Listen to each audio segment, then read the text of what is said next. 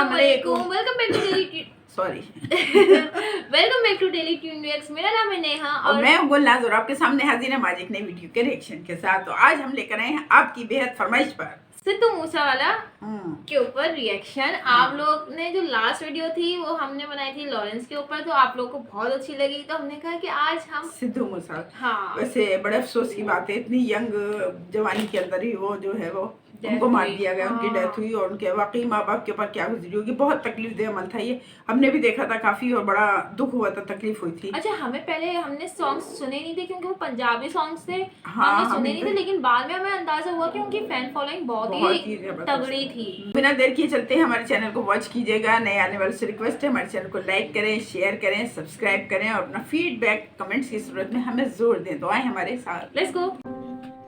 बात 29 मई 2022 की है, यानी आज से एग्जैक्ट एक साल पहले शाम के 4:30 बजे सिद्धू मूसेवाला अपने घर से निकल के थार में बैठे। मैप को ध्यान से समझो। सिद्धू मूसेवाला इस वक्त अपने गांव मूसा में थे और यहाँ से 61 किलोमीटर दूर उनको अपनी मौसी से मिलने बरनाला जाना था, मौसी की तबीयत का हाल चाल लेने। सिद्धू रास्ते में थे और 10 किलोमीटर ड्राइव करके वो जवार के नामक गाँव में करीबन शाम के 5:25 पर पहुँच चुके थे। यहाँ एक ऐसा मोड़ है, ये वही मोड़ है जो आपने काफी बार इस सीसीटीवी फुटेज में यूट्यूब पर भी देखा होगा, और ऐसी मोड़ पर सिद्धू मूसेवाला के करोड़ों फैंस की जिंदगी ने एक नया मोड़ लिया। कुछ इस तरीके से कोरोला ऑल्टिस कार सिद्धू की थार का पीछा कर रही थी और उसके पीछे बोलेरो भी आ रही थी। कोरोला ने थार का रास्ता ब्लॉक किया और बोलेरो वालों ने सिद्धू की थार के टायर में गोली मार दी ताकि वो कोरोला को उड़ा के भाग ना पाए। इसमें से 3 बंदे बंदूकों के साथ निकलते हैं और साथ ही बोलेरो में से भी 3 बंदे बंदूकों के साथ निकलते हैं और सिद्धू मूसेवाला पर धड़ाधड़ 30 गोलियां बरसा देते हैं। पर सवाल सिर्फ एक है, सिद्धू मूसेवाला ही क्यों? और सिंगर्स भी तो हैं। उनके बाप को तो ये दिन नहीं देखना पड़ा कि अपने बेटे की मूंछों को ताव दिया जाए इस हालत में। हालांकि सिखों में कल्चर भी है, लेकिन बेटे की बॉडी को दूल्हे से सजाया जाए और कुछ दिन बाद ही अमनदीप कौर से शादी होने वाली थी। मैं बस इतना कहना चाहता हूँ कि इस वीडियो में हम सिर्फ ये नहीं समझेंगे कि सिद्धू मूसेवाला को शूट आउट में क्यों और कैसे मारा, बल्कि डीपली ये भी समझेंगे कि पंजाबी म्यूजिक इंडस्ट्री के साथ दिक्कत क्या है, क्यों गैंगस्टर्स पंजाबी सिंगर्स के पीछे पड़े हुए हैं, क्यों परमीश वर्मा को अप्रैल 2018 में मोहाली में गोली मारी और आखिर क्यों गिप्पी ग्रेवाल और मनकीरत औलख को जान से मारने की धमकी मिली हुई है। देखो, सिद्धू मूसेवाला हत्याकांड मामले में पुलिस का ये मानना है कि सिद्धू के साथ जो कुछ हुआ वो बस एक इंसान की वजह से हुआ और वो इंसान है ये विक्की मिड्डू खेड़ा।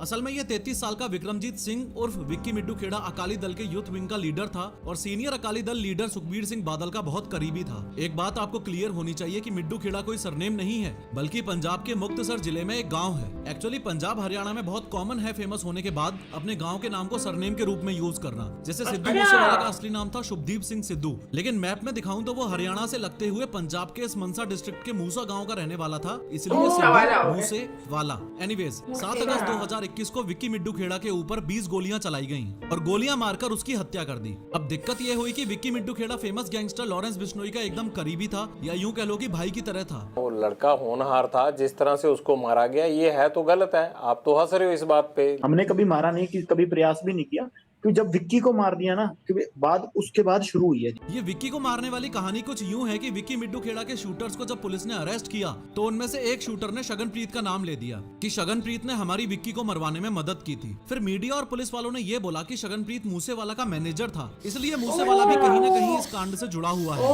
लेकिन टेक्निकली ये सही नहीं है। शगनप्रीत असल में काफी पंजाबी सिंगर्स का कॉमन मैनेजर था और सिद्धू मूसेवाला के 1-2 शोज उसने अरेंज करवाए थे, लेकिन ये बात सच है कि शगनप्रीत मूसेवाला का नोन तो था। अब शगनप्रीत का नाम सामने आने के बाद पुलिस उसको पकड़ती, उससे पहले ही वो कथित तौर पर ऑस्ट्रेलिया भाग निकला और लॉरेंस बिश्नोई गैंग का ये मानना था कि सिद्धू मूसेवाला का शगनप्रीत को ऑस्ट्रेलिया भिजवाने में हाथ था, इसलिए ही सिद्धू पर ये 6 शूटर्स धड़ाधड़ गोलियां चला रहे हैं। इस समय सिद्धू के पास एक पिस्टल थी जिसमें सिर्फ 2 गोलियां थी जो सिद्धू ने बैक फायर भी किए थे। आपको ये भी पता होना चाहिए कि सिद्धू के साथ इस समय गाड़ी में 2 लोग और थे, उनका कजन गुरप्रीत सिंह और पड़ोसी गुरविंदर सिंह। गुरप्रीत को ड्राइवर सीट पर बैठा था और गुरविंदर पीछे वाली सीट पर बैठा था और इनके भी जांग और हाथों में गोली लगी थी और ये भी इंजर्ड हुए थे। टोटल 30 गोलियां चलाई गई थी, जिसमें से 19 गोलियां मूसेवाला को लगी और पास के ही घरों में वारदात की जगह पर भागकर पहुंचे मैसी नामक एक बंदे ने कांच वगैरह तोड़ के जब सिद्धू को गाड़ी से निकाला तो उनकी सांसें चल रही थी। उसके बाद जो हमने देखा गड्डी सिद्धू मूसेवाले की है, तो हमने उसे गड्डी से आन के उसके गड्डी के लबे लगे शीशे तोड़ के उसको निकाल के उसके सांस चल रही थी उस टाइम चल रही थी हाँ सांस चल रहे थे। उसके बाद सिद्धू को हॉस्पिटल ले जाने के लिए एक राह चलती दूसरी गाड़ी की मदद ली, लेकिन हॉस्पिटल पहुंचने पर सिद्धू को ब्रॉड डेड घोषित किया गया। पोस्टमार्टम रिपोर्ट्स ने बताया कि सिद्धू मूसेवाला ने गोलियां लगने के बाद 15 मिनट के अंदर अंदर प्राण त्याग दिए थे। शॉकिंग बात यह थी कि शूट आउट के जस्ट बाद ही लॉरेंस बिश्नोई के राइट हैंड गोल्डी बरार ने ये पोस्ट डाली और लॉरेंस बिश्नोई के भांजे सचिन बिश्नोई ने न्यूज चैनल वालों को कॉल किया। इस वीडियो में मैंने बहुत डिटेल में बताया है कि लॉरेंस बिश्नोई सच में इतना खतरनाक क्यों है, जरूर देखना। दोनों ने डायरेक्टली बहुत प्राउड फील करते हुए सिद्धू मूसेवाला की हत्या की जिम्मेदारी ली। फेसबुक पोस्ट में गोल्डी बरार ने बताया कि विक्की के कत्ल में सिद्धू मूसेवाला का हाथ है, ये जानते हुए भी पुलिस ने इस पर कोई एक्शन नहीं लिया, इसलिए हमने एक्शन लिया। और सचिन बिश्नोई ने न्यूज वालों को कॉल करके बोला, सिद्धू मूसेवाला की हत्या में आप भी शामिल हैं? आपने पोस्ट भी डाली थी एक। हाँ मैं शामिल था, मैंने अपने हाथों से मारा है उसको। सिद्धू मूसेवाला की हत्या क्यों किया आपने? पब्लिसिटी स्टंट है? क्यों मारा आपने इतने टॉप सिंगर को? नहीं, उसे किसी पब्लिसिटी स्टंट के या फिरौती के लिए नहीं मारा गया। फिर ये बात जग जाहिर है कि उसी ने हमारे भाई विक्की भाई जो थे हमारे, उनका मर्डर करवाया था। अच्छा, विक्की मिद्दू खेड़ा जितने भी, हाँ जी। चूंकि ये इतना बड़ा नेशनल लेवल का मुद्दा था तो पुलिस को तो एक्शन लेना ही था। इसलिए 6 में से सिद्धू मूसेवाला के 3 शूटर्स को तो दिल्ली पुलिस के स्पेशल सेल ने अरेस्ट कर लिया था। ये 3 थे प्रियव्रत फौजी, कशिश और अंकित सेरसा। और जो 3 भाग गए थे उनमें से 2 का पुलिस ने एनकाउंटर कर दिया था। एनकाउंटर जिनका हुआ वो 2 थे, जगरूप सिंह रूपा और मनप्रीत सिंह। ये एनकाउंटर 4 घंटे चला था, जिसमें 3 पुलिस वाले भी घायल हुए थे और स्पॉट से AK-47 भी रिकवर की गई थी। और फाइनली लास्ट वाला जो था दीपक मुंडी, इसको 10 सितंबर 2022 को पुलिस ने नेपाल बॉर्डर से धर दबोचा। इन शॉर्ट 6 के 6 शूटर्स पर पुलिस का एक्शन हो चुका था। जो बुलेरो इस्तेमाल की गई थी, ये लीक्ड सीसीटीवी फुटेज बताती है कि वो बुलेरो हत्याकांड से 4 दिन पहले ही हरियाणा में लाई गई थी। और ध्यान से सुनो कि कैसे उस बुलेरो ने ही इन क्रिमिनल्स को पकड़वाया था।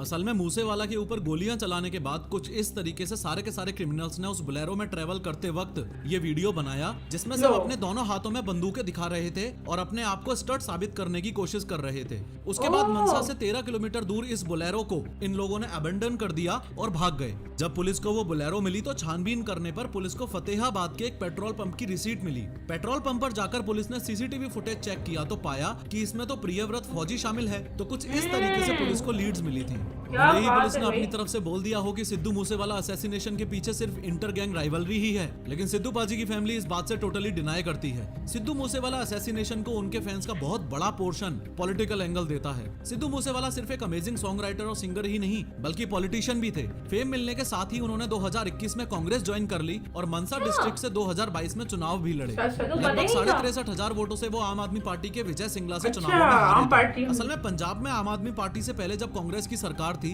तब सिद्धू मूसेवाला की सिक्योरिटी पर काफी ध्यान दिया जाता था, लेकिन आम आदमी पार्टी की सरकार आते ही उनकी सिक्योरिटी 8 से हटाकर 4 गार्ड्स की कर दी। पॉलिटिकल एंगल इस केस को इसलिए भी दिया जाता है क्योंकि आम आदमी पार्टी ने सिद्धू मूसेवाला पर अटैक से जस्ट 1-2 दिन पहले ही 424 VIPs की सिक्योरिटी कम कर दी थी। यानी जिस दिन सिद्धू मूसेवाला पर अटैक हुआ उस दिन उनके पास घट के 2 सिक्योरिटी गार्ड्स ही बचे थे और हत्या के समय वो भी उनके साथ नहीं थे। साथ न होने का कारण ये बताया जाता है कि सिद्धू उस दिन अपनी मौसी से मिलने अपनी बुलेट प्रूफ फॉर्च्यूनर में नहीं बल्कि पर्सनल थार में गए थे। थार 4 सीटर होती है तो उसमें 2 और जनों को ले जाने की जगह नहीं थी। वैसे एक्सपर्ट्स का मानना यह है कि उस दिन अगर वो अपनी बुलेट प्रूफ फॉर्च्यूनर में सिक्योरिटी के साथ भी होते तो भी बच पाना मुश्किल था।